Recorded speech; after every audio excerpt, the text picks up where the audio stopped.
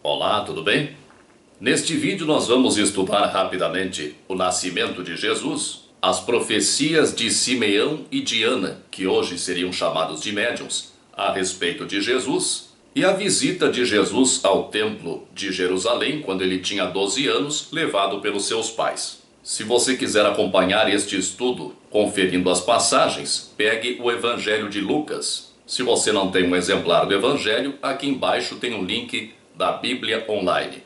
O capítulo 2 começa assim: Naqueles dias foi promulgado um decreto de César Augusto determinando o recenseamento do mundo inteiro. Recenseamento é o censo, é parecido com o que o IBGE faz hoje. Esta tradução do Novo Testamento que eu estou lendo foi feita pelo padre José Raimundo Vidigal. Foi traduzido diretamente dos textos originais e é uma tradução muito boa. César Augusto era o imperador de Roma. Lembramos que Roma dominava o mundo civilizado no tempo de Jesus. Toda a região no entorno do mar Mediterrâneo, incluindo partes da Europa, da África, da Ásia, eram dominadas por Roma. Nós estamos estudando o Evangelho de Lucas. Tanto Lucas como Mateus mencionam este recenseamento. Nesta versão que eu tenho aqui, diz que todos iam recensear-se, cada um em sua cidade.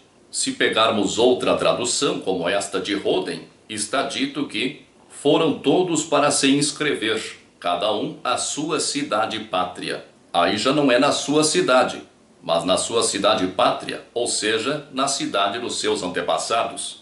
Eu acho que seria um absurdo se todos tivessem que se dirigir à sua cidade pátria, ou seja, à cidade dos seus ancestrais. Isso criaria um trânsito de gente que viraria um caos. Roma entrou para a história, entre outras coisas, pela sua organização administrativa, e não iam inventar uma coisa inviável como essa, de exigir que milhões de pessoas abandonassem tudo para viajarem até a cidade dos seus antepassados. Até hoje existe um ditado que diz que todos os caminhos levam a Roma. No auge do Império Romano chegou a existir 150 mil quilômetros de estradas. Quem zelava tanto pela organização e pelo livre acesso de suas tropas pelas estradas, não faria uma bagunça generalizada como seria o deslocamento de populações inteiras.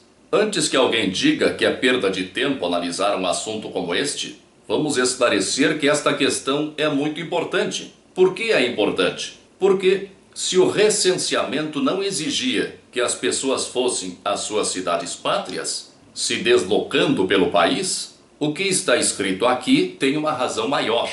E nós devemos buscar essa razão no simbolismo que há por trás de todos os atos narrados no Evangelho. Então aqui nós vemos que José e Maria foram até Belém, cidade de Davi, do qual descendiam para recensear-se. Quando estavam em Belém, chegou a hora de Maria dar à luz e assim nasceu Jesus. Maria envolveu o bebê em faixas e o deitou num presépio, porque não havia lugar para eles na hospedaria.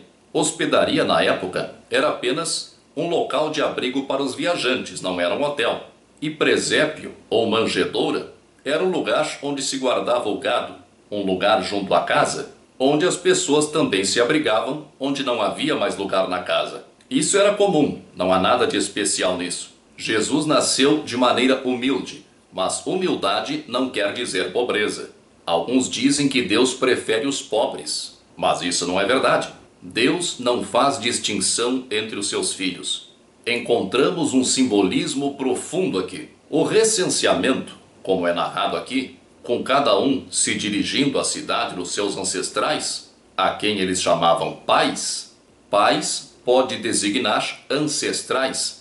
Irmãos pode designar parentes. Essa viagem representa justamente a volta à origem, a volta ao seu íntimo, a recapitulação das existências anteriores na existência atual por meio da superação de si mesmo, da superação do seu personalismo, da superação do seu ego. Esta viagem é o encontro com o Cristo interno. Então, é a verdade que vem à tona, a verdade que não depende de aparência, a verdade que pode surgir na humildade da manjedoura. uma viagem de retorno à origem para que nasça um menino, um retorno à sua origem divina para que nasça o homem novo de que nos fala o apóstolo Paulo.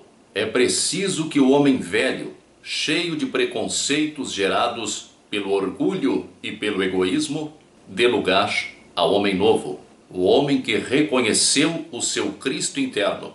Quando voltamos à nossa origem divina e verdadeira e humilde, encontramos Jesus. Não é somente através de Jesus que nós chegamos a Deus. Nem é preciso ser religioso para encontrar Deus. Mas eu sou cristão, acredito que você também seja cristão. Nós encontramos no ensinamento de Jesus o guia seguro que nos leva a Deus. Aliás, este é o sentido que eu vejo na palavra religião: a religação com Deus, a volta a Deus. Nós partimos de Deus, pois fomos criados por Ele, à sua imagem e semelhança. E após milênios e milênios de experiências em que vamos tomando consciência de nós mesmos e desenvolvendo nosso livre-arbítrio, nos conscientizamos de que precisamos voltar a Ele. E nós só encontramos a partícula divina que cada um de nós tem dentro de si mesmo. Nós só contatamos com o nosso Cristo interno por nós mesmos, individualmente, virginalmente, sem interferência de quem quer que seja. Este é o ensinamento da maternidade de Maria para nós. Maria tem o Cristo dentro de si e faz uma longa viagem de retorno à sua origem para que nasça o homem novo de dentro de si. Este homem novo que foi concebido virginalmente, ou seja, sem a interferência de ninguém, através dos seus próprios conhecimentos e experiências. Assim, com todos nós temos o Cristo interno dentro de nós, à espera do nosso amadurecimento espiritual. Conforme vamos aprendendo e nos desenvolvendo, vamos retornando à nossa origem divina, retornando a Deus, despertando o homem novo de dentro de nós. Nesta mesma região em que nasceu Jesus, havia pastores pernoitando no campo e montando guardas sobre o seu rebanho no decorrer da noite. A eles apareceu um anjo ou espírito, anjos são espíritos, um anjo iluminado, envolto em luz, e disse aos pastores que havia nascido um Salvador, que era Cristo Senhor. Disse que o menino seria encontrado num presépio envolto em faixas. Talvez estes pastores fossem os próprios donos da manjedoura em que José, Maria e Jesus estavam. O aviso do anjo aos pastores é significativo pela sua escolha. Os pastores são os responsáveis pelo seu rebanho. E Jesus disse uma vez que nenhuma das ovelhas que lhe foram confiadas pelo Pai seria perdida. Jesus, Espírito Superior responsável maior pelo planeta Terra, tem a missão de conduzir a humanidade terrena a Deus. É o grande pastor da terra. Como os pastores viram o anjo? O anjo do Senhor, um espírito superior, pode ter se materializado, tornando-se visível aos pastores. Também é possível que os pastores estivessem desdobrados, num fenômeno hoje mais conhecido como projeção consciente, em que o espírito encarnado mantém a consciência desperta durante parte do período de sono físico. Fenômeno, aliás, que eu conheço relativamente bem.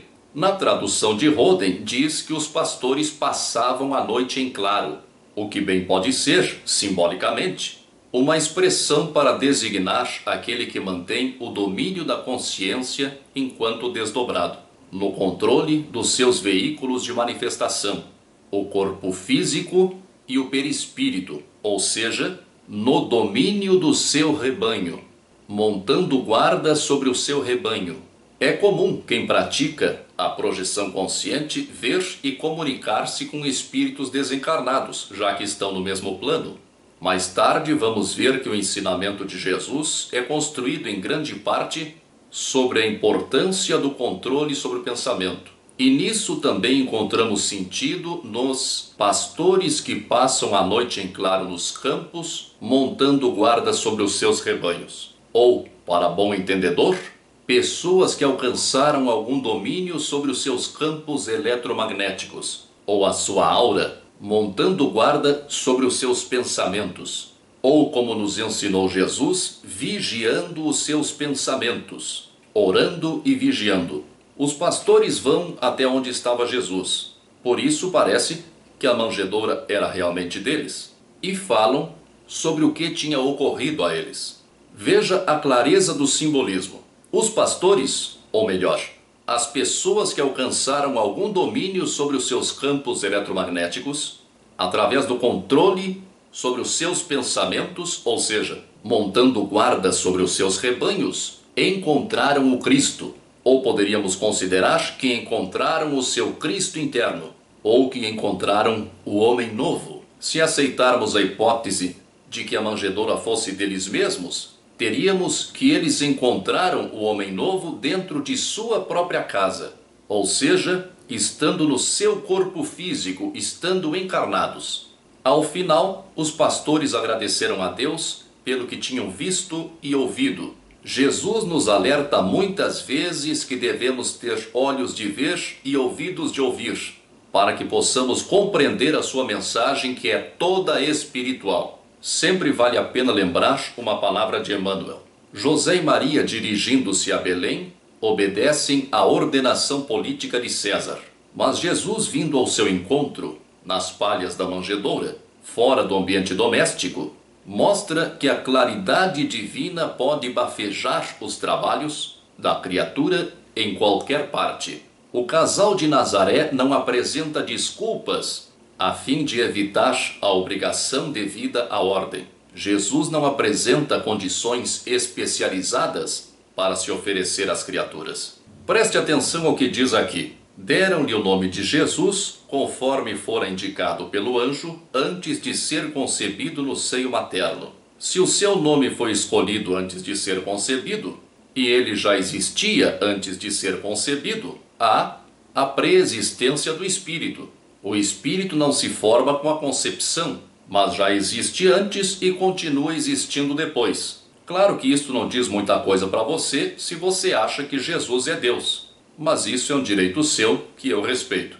Alguns dias depois, cumprindo o que determinava a lei antiga, a lei de Moisés, José e Maria levaram Jesus a Jerusalém, onde ofereceram o sacrifício que a ocasião exigia. Havia em Jerusalém um homem chamado Simeão. Era justo e piedoso, esperava a consolação de Israel e o Espírito Santo estava nele. Já vimos nos vídeos anteriores que não se trata do Espírito Santo como uma das pessoas de Deus, mas se trata de um Espírito Santo, de um Espírito bom, de um Espírito íntegro. Certamente o guia espiritual de Simeão. Este Espírito revelou a Simeão que ele não morreria sem ver o Messias do Senhor. O Messias era o Salvador prometido, prometido há muitos séculos, em muitas profecias, esperado por todo o povo a que Jesus pertencia. A maioria esperava que o Messias se apresentasse como um grande rei poderoso. Por isso, poucos compreenderam a mensagem de Jesus. Movido ou impelido pelo Espírito, Simeão foi ao templo e encontrou Jesus.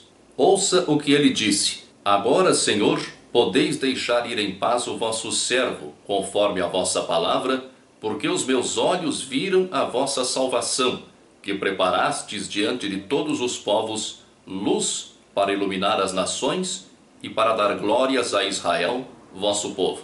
Novamente a alusão aos olhos. Simeão acha que já pode morrer em paz porque os seus olhos viram a salvação. Ele teve olhos de ver e encontrou o Cristo. Primeiro foram os pastores, agora Simeão, um homem justo e piedoso. Era considerado um profeta, hoje no meio espírita seria considerado médium. Levou uma vida justa e piedosa, intimamente ligado ao seu guia espiritual, e esperou muito pelo seu encontro com o Cristo. Simeão diz que a salvação é para todos os povos, o que deixa claro que a salvação independe de religião. Preste atenção ao que Simeão diz ainda. Este menino vai ocasionar a queda e o reerguimento de muitos em Israel. Ele será um sinal de contradição. para que se revelem os pensamentos de muitos corações. Jesus despertou e vem despertando muitas consciências. A consciência desperta submete-se quase que imediatamente à lei de causa e efeito, ou lei do karma, colhendo o que plantou rapidamente. Por terem a consciência desperta, muitos caem e muitos reerguem-se. Reencarnação após reencarnação, de acordo com os seus atos. Todos estão submetidos à lei de causa e efeito, que é a lei de Deus. Mas, quanto mais desperto e elevado o espírito, mais rápidos são os seus efeitos, colhendo resultados muitas vezes na mesma existência. Pela consciência desperta, ocasionada pelo ensinamento de Jesus, vem à tona a contradição entre palavras e ações, das pessoas que dizem uma coisa e fazem outra bem diferente, ou contradição entre o pensamento e a palavra, em que a pessoa pensa coisas negativas e seus lábios disfarçam com palavras de efeito, com palavras bonitas. Essas contradições, vindo à tona, tornando-se conhecidas de todos, revelam os pensamentos íntimos dessas pessoas, os pensamentos dos seus corações, quase sempre poluídos de orgulho e egoísmo, inveja e intolerância. Logo depois apresenta-se mais uma profetisa, que poderíamos chamar de médium nos dias de hoje. O nome dela era Ana e passava os dias servindo a Deus. Não saía do templo servindo a Deus com jejuns e orações. Não saía do templo servindo a Deus com jejuns e orações. Em João capítulo 2, versículos 19 a 21, Jesus se refere ao templo como sendo o corpo físico. Ana, então, não saía do corpo, não se desdobrava, não se projetava, como possivelmente acontecia com os pastores, mas passava em jejuns e orações, ou seja, meditando. Meditava, abstendo-se de coisas materiais e assim elevava a sua vibração. Todos os fatos narrados no Evangelho são reais, mas aconteceram e são narrados de maneira que ficasse, no transcorrer dos séculos, significados ocultos ou aparentemente ocultos, simbolismos para que nós possamos apreender suas lições conforme o nosso grau de entendimento. Nós vimos 3 narrações de encontro com Jesus, simbolizando os diversos modos como cada espírito encarnado encontra o seu Cristo interno. Todas as narrativas mostram que houve uma procura. Jesus disse que quem procura, acha. Para encontrarmos o Cristo dentro de nós, nós precisamos procurá-lo. Há um pequeno trecho aqui que precisa ser lido. É só 1 minuto. Os pais de Jesus iam todos os anos a Jerusalém para a festa da Páscoa. Quando ele fez 12 anos, subiram a Jerusalém, como era costume durante a festa. Passados os dias da festa, quando estavam voltando, ficou em Jerusalém o menino Jesus, sem que seus pais o notassem. Pensando que ele estivesse na comitiva, fizeram o percurso de um dia inteiro. Depois o procuraram entre os parentes e conhecidos, e não o encontrando, voltaram a Jerusalém à sua procura. Depois de 3 dias o encontraram no templo, assentado no meio dos doutores, ouvindo-os e interrogando-os. Todos os que o ouviam estavam maravilhados com sua sabedoria e com suas respostas. Quando seus pais o viram, ficaram muito emocionados. E sua mãe lhe perguntou: "Filho, por que você fez isso conosco?" Seu pai e eu o estávamos procurando, cheios de aflição. Jesus lhes respondeu: "Por que me estavam procurando? Não sabiam que eu deveria estar naquilo que é de meu Pai?" Mas eles não compreenderam o que Jesus lhes dizia. Seguindo o mesmo simbolismo do encontro íntimo com o Cristo, nós encontramos nesta passagem outra importante lição. José e Maria subiram com Jesus a Jerusalém, que ficava no alto de uma colina. Um possível significado da palavra Jerusalém é visão da paz. José e Maria, enquanto estão elevados na visão da paz com o Cristo, estão bem. Quando precisam descer, quando precisam deixar para trás a visão da paz, para voltar às suas ocupações materiais, perdem o contato com o Cristo. Ao perceberem que perderam contato com o Cristo, voltam para procurá-lo. Procuram entre os parentes e conhecidos, e só vão encontrá-lo ao elevarem-se novamente para a visão da paz. Lá está o Cristo, no seu lugar, em meio às coisas de Deus. Prevenidos, então, eles descem para as suas ocupações materiais, sem descuidarem-se das coisas espirituais, em contato com o Cristo. Isso acontece com todos que descobrem o seu Cristo interno. Todos que despertam para a espiritualidade, no primeiro momento, só têm contato com o Cristo quando estão no alto, quando estão vibracionalmente elevados, em plena visão da paz. Quando precisam tratar das coisas materiais, dos seus deveres físicos, saem da visão da paz, descem suas vibrações e perdem o contato com o Cristo. Então se põe a procurá-lo, ainda tentando conseguir o acesso ao Cristo por intermédio de outros, simbolizados pelos parentes e conhecidos,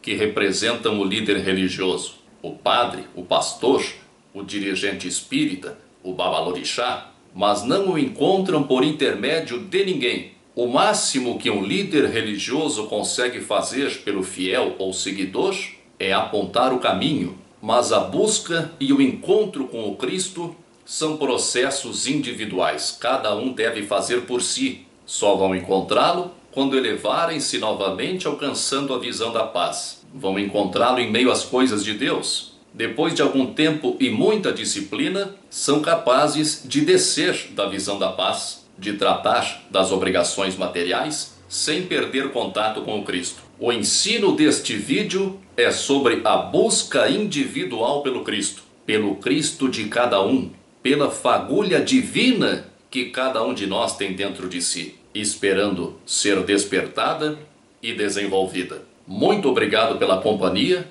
força e paz para você. Se você gostou deste vídeo, clique em gostei. Ali embaixo tem o campo para você se inscrever. Se inscreva no meu canal e compartilhe este vídeo com as pessoas que você acha que possam se interessar por este assunto. Obrigado.